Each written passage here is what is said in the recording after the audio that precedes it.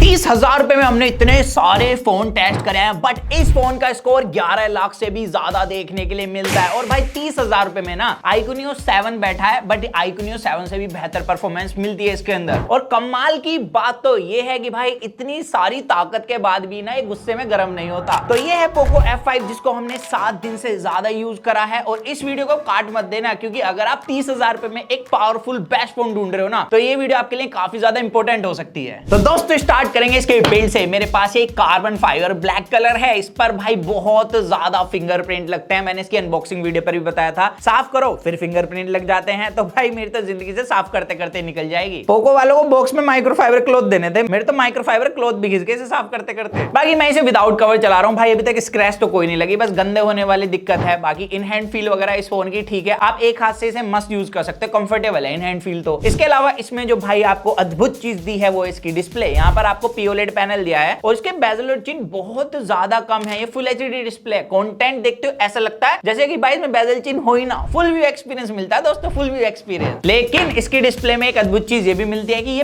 पहली डिस्प्ले है किसी भी फोन में मिलने वाली, इसमें 10+2 बिट डिस्प्ले है। अब है ये 10 बिट डिस्प्ले, लेकिन यहाँ पर सॉफ्टवेयर से अपस्केल करके इसके अंदर 10+2 बिट डिस्प्ले कर दी है। अब ये भाई सुनने में अच्छा लगता है, ऐसा लगता है भाई डिस्प्ले क्या ही होगी, क्या हमें जो जानवर है इसकी डिस्प्ले में वो बाहर निकलते हुए दिखेंगे, लेकिन ऐसा नहीं है। मेरे को ये ज्यादा प्रैक्टिकल नहीं लगी है रियल लाइफ के अंदर। यहाँ तक कि अभी हमने रिसेंटली लॉन्च फोन से कंपेयर करी थी इसकी डिस्प्ले, मेरे को भाई उसकी डिस्प्ले के कलर्स इससे थोड़े से बेटर लगे। बट भाई प्राइस के हिसाब से इसकी डिस्प्ले काफी अच्छी है। और ये 10+2 बिट वाला सीन है ना, ये सिर्फ मार्केट में अपनी दुकान पे सामान बेचने के लिए लगाया हुआ है, ये मान लो। लेकिन अगर आप इसकी डिस्प्ले की स्पेसिफिकेशन को साइड करके भी देखते हो ना, तो इसकी डिस्प्ले की क्वालिटी काफी अच्छी है, आउटडोर विजिबिलिटी अच्छी है, कोई टिंट वगैरह नहीं मिलता इसकी डिस्प्ले में। बट यहाँ पर पोको की एक दिक्कत है भाई, ये फोन कितना भी अच्छा बना ले, लेकिन 30,000 तक में इन डिस्प्ले फिंगरप्रिंट सेंसर नहीं देते। साइड माउंटेड फिंगरप्रिंट सेंसर मिलता है, रिकॉग्निशन वगैरह अच्छी है, लेकिन भाई हम पैसे दे रहे 30,000, इन डिस्प्ले तो होना चाहिए था। आपकी क्या ओपिनियन है कमेंट में बता सकते हैं। और वीडियो अच्छी लगे तो लाइक करना मत भूलना, चैनल सब्सक्राइब कर देना। 1 मिलियन की फैमिली कंप्लीट करने वाले हैं और माता रानी का आशीर्वाद भी मिलेगा उसके साथ। अब आती है बात मेन मुद्दे की, इसके प्रोसेसर की। जनरली इस प्राइस रेंज के अंदर दूसरे फोन आपको स्नैपड्रैगन 870 दे रहे हैं, डायमेंसिटी 8200 दे रहे हैं, या 8020 प्रोसेसर दे रहे हैं, जो कि है बेसिकली डायमेंसिटी 1100 प्रोसेसर, 2 साल पुराने प्रोसेसर को रीनेम करके लॉन्च करा है। बट यहाँ पर हमने उन सबसे स्नैपड्रैगन 7+ Gen 2 को कंपेयर करके देखा है। एक तो यहाँ पर स्कोर भाई 11 लाख प्लस देखने के लिए मिलता है। अभी रिसेंटली मैंने लास्ट वीडियो के अंदर एक कंपैरिजन किया था इस फोन का दूसरे फोन से, किसी ने कमेंट में लिखा था भाई 11 लाख कहां से आ गया, इसका स्कोर तो 1 मिलियन से कम है। तो भाई जो है वो आपके सामने, कोई फेक नहीं है। अगर मैं वो मैनिपुलेट कर सकता, मैं कहीं किसी कंपनी में डेवलपर लगा होता। और ऐसे नहीं है सिर्फ स्कोर 11 लाख आ रहा है, 11 लाख वाले काम भी है। एक तो भाई इसके अंदर अगर आप हैवी टास्क करना चाहते हो आराम से कर सकते हो, मल्टीटास्किंग आराम से हैंडल करता है। इसके अंदर आप भाई गेमिंग करना चाहते हो, फुल सेटिंग्स मिलती हैं। और अभी तो BGMI भी आ गया भाई, गेमिंग वाले लोंडो, यहाँ पर आपको भरपूर सेटिंग्स मिलती हैं। अल्ट्रा HD तक अल्ट्रा में गेम प्ले कर सकते हो, और साथ ही उसके नीचे वाली सेटिंग्स में आपको एक्सट्रीम का ऑप्शन तो मिलता ही है। तो आप इसके अंदर मस्त गेम खेल के सामने वाले लोंडो को खत्म कर दोगे, पूरी टीम उड़ा दोगे भाई, चिकन डिनर हो जाएगा इस फोन के साथ। बट एक चीज है, जब आप इसके अंदर फुल सेटिंग्स में BGMI प्ले करोगे, वहां पर थोड़ी सी जिटरिंग मिलती है एक्सट्रीम सिचुएशन के अंदर, जैसे अचानक से काफी सारे लोग आ गए, वहां पर ये थोड़ा बहुत जिटरिंग शो करता है। अब हो सकता है कि भाई नया गेम है, अभी अभी आए हैं हमारे भाई साहब, तो इस वजह से जिटरिंग मिल रही है, अपडेट से फिक्स हो जाए। बट अभी जो मेरे को मिला मैंने आपके सामने रख दिया। और एक चीज और है भाई, कितना भी इसके अंदर हैवी टास्क कर लो बिल्कुल हीट नहीं होता है। वो 30,000 में और भी फोन है, जैसे मैंने आपको बताया बहुत सारे प्रोसेसर हैं, वो जनरली वार्म तो हो जाते हैं, लेकिन इसके अंदर मेरे को कोई भी ऐसा सीन नहीं मिला है। तो आपसे भाई इसका प्रोसेसर ये कहेगा तू मेरे को कितना भी टॉर्चर कर रहे, मैं गर्म नहीं होने वाला। तो ये चीज बढ़िया है भाई। तो मैं ये चीज कह सकता हूं अपने एक्सपीरियंस से, 30,000 में मिलने वाले दूसरे फोनों के प्रोसेसर से इसका प्रोसेसर सबसे ज्यादा सुपीरियर है। इसके अलावा इसके नॉर्मल एक्सपीरियंस की बात करें तो ऐप ओपनिंग क्लोजिंग अच्छी है, रैम मैनेजमेंट अच्छा है, क्योंकि यहाँ पर आपको हार्डवेयर जो मिलता है ना UFS 3.1 का स्टोरेज का, DDR5 रैम है भाई। तो यहाँ पर हार्डवेयर की जो ऑप्टिमाइजेशन है वो भी अच्छी करी है। और मैं बताता हूँ भाई, MIUI के साथ जब आप ऐप ओपनिंग क्लोजिंग करते हो तो एनिमेशन काफी ज्यादा फास्ट फील होती है, काफी स्मूथ मिलती है। एंड MIUI के अंदर आपको कस्टमाइजेशन भी भरपूर दी गई है। एंड इसके अंदर जो डायनेमिक इफेक्ट है वो तो है ही भाई काफी फेमस। बट MIUI के साथ दिक्कत ये लाइक, ये पोको का फोन है, एक तो इसके अंदर बहुत ज्यादा कचरा आया था पहले, एंड इसके अंदर पुश नोटिफिकेशन मेरे को अभी तक मिलती है, तो ये एक सबसे बड़ी दिक्कत है। दूसरा भाई इनके अपडेट के बाद ना फोन के अंदर इश्यूज आ जाते हैं, तो काफी लोग इस वजह से इनके फोनों पर भरोसा नहीं करते हैं। बट अच्छी बात यह है अभी तक F सीरीज के फोन के साथ कोई इशू देखने के लिए नहीं मिला। और भाई मैं इसे एक्चुअल में F1 के कंपैरिजन में सक्सेसर बोल सकता हूं कि हाँ भाई F5 एक्चुअल में F1 का सक्सेसर आया है। काफी टाइम लग गया ना पोको F1 का सक्सेसर लाने में, बस यहाँ पर पोको लॉन्चर को इंप्रूवमेंट की जरूरत है। ये क्या है, मैं ऐप ड्रॉअर में जाता हूँ कीबोर्ड खुल जाता है, मेरे को तो नहीं खोलना। हालांकि आप इसे डिसेबल डिसेबल कर सकते हो, बट पहले से ही पोको को ये चीजें डिसेबल करके देनी चाहिए। यूजर का एक्सपीरियंस ये सारी चीजें खराब कर देती हैं। हम तो टेकी, हम तो अंदर से बंद कर देंगे, लेकिन नॉर्मल कंज्यूमर इससे डे टू डे यूजेज में बहुत परेशान होता है। अब ऐसा तो है नहीं ना फोन बिल्कुल परफेक्ट होगा, इसमें भी कुछ कमियां है, वो है इसके कैमरास। भाई पोको का फ्रंट कैमरा तो बिल्कुल रद्दी है। जनरली हमने देखा मोटोरोला कैमरास बेकार होता है, लेकिन अभी रिसेंटली हमने मोटोरोला एज 40 से कंपेयर करा था इसके कैमरा को। भाई फ्रंट कैमरे में मोटोरोला ने इसे धुल दिया है। इसका लाइट कंट्रोल अच्छा नहीं है, कॉन्ट्रास्टी इमेज आती है, और पोर्ट्रेट मोड तो क्या ही वही आता है, पूरा फेक ब्लर करके रखता है। आप हालांकि इसे एडजस्ट कर सकते हो, लेकिन फिर भी भाई बहुत ज्यादा फेक लगता है। तो इसका फ्रंट कैमरा फोटो के लिए तो नहीं है और वीडियो के लिए भी नहीं है, सीधे तौर पे बताऊं। बहुत ज्यादा कॉन्ट्रास्ट इमेज मिलती है, स्टेबल है वीडियो, आप 1080p 60 fps तक वीडियो रिकॉर्ड कर सकते हो, लेकिन यहाँ पर लाइट कंट्रोल वगैरह बिल्कुल अच्छा नहीं है। तो फ्रंट कैमरा इसका बिल्कुल रद्दी है, कचरे में फेंकने लायक। दूसरा यहाँ पर बैक कैमरे में जो स्टेबलाइजेशन मिलती है अच्छी है, बट अगेन कॉन्ट्रास्टी वीडियो मिलती है। एंड बैक कैमरे में मोटोरोला ने अगेन इसे वीडियो में धुला है। मोटोरोला की जो वीडियो क्वालिटी थी इससे बहुत ज्यादा अच्छी थी। आप चाहे तो पूरा कंपैरिजन देख सकते हो, हमारे चैनल पर लाइव है, आपको मिल जाएगा। और लाइक जरूर कर देना भाई इस वीडियो को। और इसी तरीके से इसकी फोटोज भी, फोटो तो एक बार को मेन कैमरे की ठीक है। एंड यहाँ पर भाई नाइट मोड के अंदर तो भाई इसे मैं कह सकता हूँ कि बहुत सही परफॉर्म करता है, डिटेल्स अच्छी हैं, यहाँ पर आपको कलर्स भी अच्छे मिलते हैं। तो नाइट मोड के लिए इसे कमाल का बोला जा सकता है। बट अगेन अल्ट्रा वाइड इसका 8 मेगापिक्सल का बिल्कुल कचरा है। तो इसके कैमरास की बात करें तो फ्रंट कैमरा बेकार है, अल्ट्रा वाइड बेकार है, बस मेन कैमरा की फोटो अच्छी है। वीडियो के लिए तो इसे भूल के भी मत लेना। तो कैमरास में आपको कॉम्प्रोमाइज करना पड़ेगा। बाकी इस फोन के अंदर बैटरी मिलता है 5000 mAh का भी, 67 वोल्ट फास्ट चार्जिंग। चार्ज तो 50 से 55 मिनट के अंदर हो जाता है, 1 से 100% तक। एंड यहाँ पर बैटरी बैकअप भी भाई सॉलिड है। एक तो इसके अंदर प्रोसेसर 4nm पर बिल्ड है, कोई हीटिंग इश्यूज नहीं है। अगर आप नॉर्मल टू हैवी यूजर भी हो ना, आपको एक दिन का बैटरी बैकअप मिल जाएगा। तो ये फोन बिल्कुल टारगेट करके बनाया भाई गेमिंग वाली ऑडियंस को, जिनको हैवी टास्क करना है, आपको तगड़ा गेम करना है, उनके लिए एक बहुत अच्छी डील लगी है मुझे। और गेमिंग वाली ऑडियंस को इसलिए भी क्योंकि इसके अंदर 3.5mm जैक का गड्ढा भी है, तो आप ईयरफोन या हेडफोन लगा के मस्त गेमिंग कर सकते हो। बाकी इसके हैप्टिक्स ठीक मिलते हैं, इंटीग्रेशन बहुत अच्छी है हैप्टिक्स की, IP53 रेटिंग के साथ आता है फोन। अब इसका मतलब ये नहीं तुम बारिश में ना लो, हल्का फुल्का पानी जाने से बचाएगा। बाकी दोस्तों इसके अंदर स्टीरियो स्पीकर्स हैं जो ज्यादा खास तो नहीं बट डिसेंट परफॉर्म कर लेते हैं। अब ऑल ओवर इसकी ओपिनियन दूं मैं, तो मैं ये चीज कह सकता हूं, अगर आप 30,000 रुपए में एक ऐसा फोन ढूंढ रहे हो जो कि तगड़ी गेमिंग हैंडल कर सके और हीट भी ना हो, तो मैं इसको इजीली रिकमेंड कर सकता हूं। 30,000 में कोई दूसरा फोन नहीं है जो स्नैपड्रैगन 7 प्लस Gen 2 जैसा प्रोसेसर दे रहा हो, मतलब पोको जैसा प्रोसेसर दे रहा हो, तो भाई इसको इजीली रिकमेंड किया जा सकता है। तो आप इसको कंसीडर कर सकते हो। लेकिन अगर आप एक ऐसा फोन ढूंढ रहे हो जो कि भाई इन हैंड फील में प्रीमियम हो, कैमरास अच्छे हो, सॉफ्टवेयर एक्सपीरियंस इससे भी ज्यादा बेहतर हो, तो आप मेरे चैनल पर दूसरी वीडियो चेकआउट कर सकते हैं। हमने काफी फोनों की वीडियो बनाई, अंडर 30,000। तो बस यही था आज की इस वीडियो के अंदर। अगर आप इस फोन को यूज कर रहे हो तो अपना एक्सपीरियंस मेरे साथ शेयर कर सकते हो। सो दैट्स इट गाइस, मिलते हैं जल्दी कूल और एक्साइटिंग वीडियो में। तो जब तक के लिए जो मन मैं गाइस वो करें to watch your heart feel, stay tuned with the HFV unbox guys.